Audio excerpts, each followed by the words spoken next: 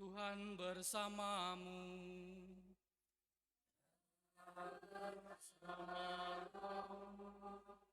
Inilah Injil suci menurut Yohanes.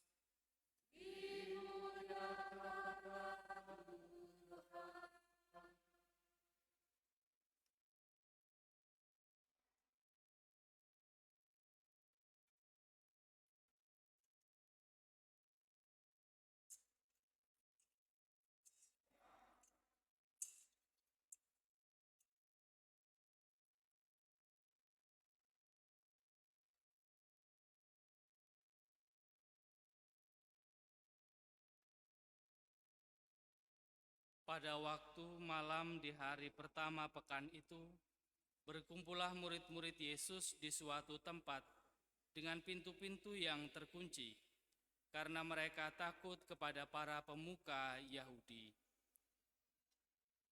Pada waktu itu datanglah Yesus berdiri di tengah-tengah mereka dan berkata, "Damai bagi kamu."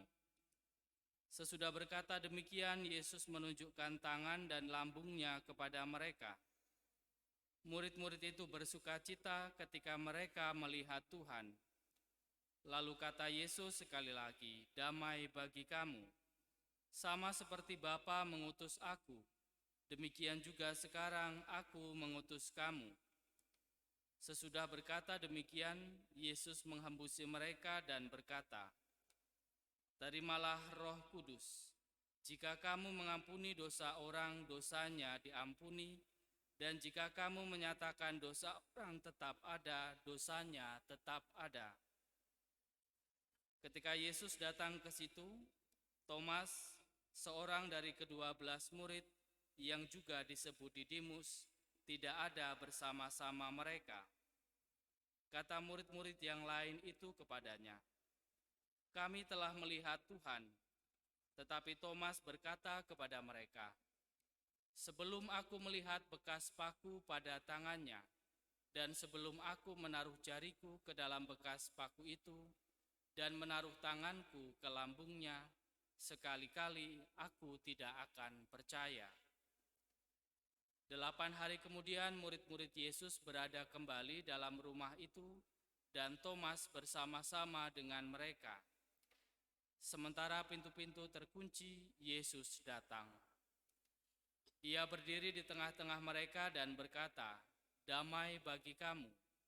Kemudian Yesus berkata kepada Thomas, "Taruhlah jarimu di sini dan lihatlah tanganku. Ulurkanlah tanganmu dan taruhlah ke lambungku, dan jangan engkau tidak percaya lagi, melainkan percayalah." Thomas menjawab dia, "Ya Tuhanku dan Allahku."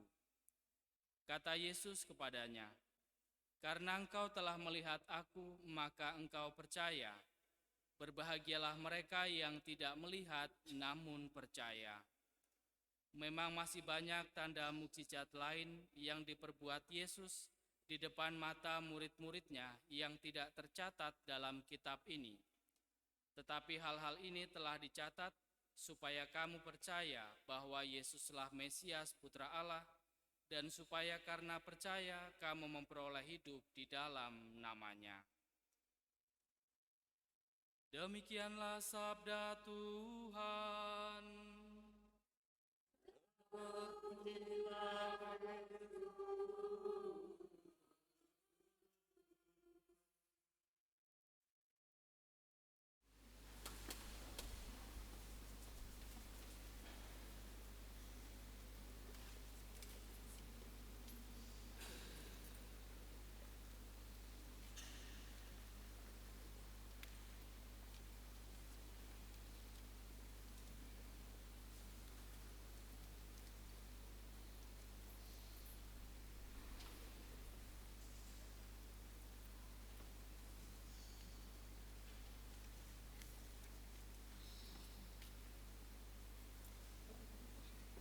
Bapak Ibu, para suster, saudara-saudariku yang terkasih, selamat pagi. Selamat Paskah untuk kita semua. Masih Paskah nih kan ya. Bapak Ibu dan saudara-saudariku yang terkasih, Hari Minggu Paskah pekan kedua ini menjadi perayaan yang istimewa.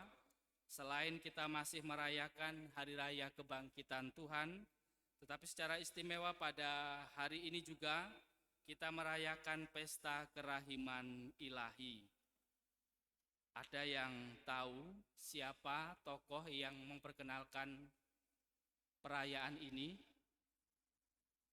Santa siapa yang ada nggak gambarnya di sini? Santa yang mengusulkan supaya pesta atau kerahiman Tuhan ini menjadi sebuah perayaan. Santa Faustina, ya. Santa Faustina adalah salah seorang biarawati yang mendapatkan penglihatan yang berjumpa dengan Tuhan Yesus, dan dalam perjumpaan itu, dalam penglihatan itu Tuhan Yesus berpesan supaya diadakan sebuah perayaan untuk memperingati, untuk merayakan tentang kerahiman Tuhan. Maka Santa Faustina dalam sebuah buku catatannya mengusulkan supaya ada perayaan untuk pesta kerahiman Tuhan. Dia mendapatkan perayaan, mendapatkan penglihatan ini pada tahun 1931. Indonesia belum merdeka. Iya, benar.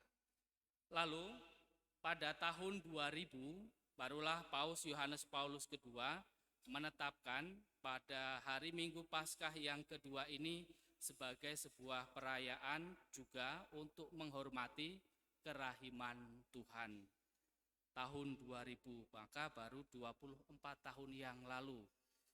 Ini adalah salah satu pesta perayaan yang relatif usianya masih muda di dalam gereja, tetapi mendapatkan perhatian yang luar biasa. Ada rosarionya ya. Rosario apa namanya? Koronka Kerahiman Ilahi, lalu gerakan komunitasnya juga sangat tumbuh di mana-mana ya. Di Teluk Betung saya kira juga ada kan? Suster ada ya?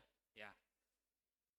Walaupun relatif muda, tetapi Pesta Kerahiman Ilahi ini sangat berharga bagi gereja, karena dalam kesempatan ini pada akhirnya kita menyadari bahwa dunia saat ini memang sangat membutuhkan kerahiman Tuhan dalam perjalanan hidup kita sebagai manusia. Dan itulah yang disampaikan Paus Yohanes Paulus II dalam homili ketika dia menetapkan pesta kerahiman Tuhan ini menjadi salah satu peringatan wajib di dalam gereja. Yohanes Paulus II, Paus Yohanes Paulus II yang sekarang sudah menjadi santo, menetapkan perayaan ini karena ia meyakini gereja dunia saat ini memang sangat membutuhkan kerahiman Tuhan. Gereja dunia semakin membutuhkan kedamaian, dan syarat untuk bisa berdamai adalah ketika kita senantiasa mengharapkan kerahiman Tuhan, ketika kita senantiasa mengharapkan hidup yang damai, ketika kita mampu untuk saling mengampuni. Maka bacaan Injil hari ini juga sangat menarik untuk kita renungkan bersama. Ketika Tuhan Yesus menampakkan diri kepada para murid dan kemudian menyapa para murid, mengatakan, damai sejahtera bagi kamu. Lalu Tuhan Yesus menghembusi mereka dengan Roh Kudus dengan mengatakan, terimalah Roh Kudus, jikalau kamu mengampuni dosa orang, dosanya diampuni, dan jikalau kamu menyatakan dosa orang tetap ada, dosanya tetap ada. Lewat ungkapan dari Tuhan Yesus ini kita bisa meyakini bahwa kita orang Katolik ini adalah pembawa berkat dalam kehidupan kita. Maka menjadi orang Katolik, tutur katanya memang harus dijaga dengan sangat baik. Nah, itu pesan sederhananya pada Pesta Kerahiman Tuhan yang kita rayakan hari ini. Tutur kata kita sebagai orang Katolik harus benar-benar dijaga. Karena apa? Tuhan Yesus mengatakan, terimalah Roh Kudus, jikalau kamu mengampuni dosa orang, dosanya diampuni, dan jikalau kamu menyatakan dosa orang tetap ada, dosanya tetap ada. Maka pesta kerahiman Tuhan ini mengundang kita menjadi orang Katolik. Salah satu wujud bagaimana kita menghidupi kerahiman Tuhan adalah bagaimana kita menjadi orang Katolik. Tutur kata kita harus senantiasa dijaga. Harapannya adalah bahwa tutur kata kita dalam keseharian kita yang menjadi berkatlah yang senantiasa kita keluarkan dari hati dan dari mulut kita. Harapannya begitu. Walau dalam perjalanan hidup kadang-kadang yang kurang baik yang justru kadang keluar dari mulut kita. Tetapi pesta kerahiman Tuhan hari ini mengingatkan kita bahwa kerahiman Tuhan adalah saat di mana kita menjadi berkat bagi banyak orang. Maka kita harus mengingat apa yang disampaikan Tuhan Yesus hari ini. Terimalah Roh Kudus, jikalau kamu mengampuni dosa orang, dosanya diampuni. Dan jikalau kamu menyatakan dosa orang tetap ada, dosanya tetap ada. Kita diingatkan untuk senantiasa menjaga tutur kata kita sebagai orang Katolik dalam kehidupan kita sehari-hari. Maka menjadi pertanyaan dan permenungan bagi kita sebagai orang Katolik dalam keseharian kita, manakah yang lebih banyak kita keluarkan dari mulut kita? Yang jenisnya menjadi berkat atau yang jenisnya mengutuki orang dalam kehidupan kita? Nah, pesta kerahiman Tuhan semoga mengingatkan kita, semoga tutur kita adalah tutur kata yang menjadi berkat, yang melegakan, yang mengampuni orang lain. Nah, saudara dan saudariku yang terkasih, kita sebagai orang Katolik, yang pertama diingatkan untuk menjaga tutur kata kita. Yang kedua, dalam pesta kerahiman ilahi ini, baik kalau kita juga mendoakan orang-orang, mengingat dan mendoakan setiap orang yang memiliki niat untuk memperbaiki diri dalam hidupnya.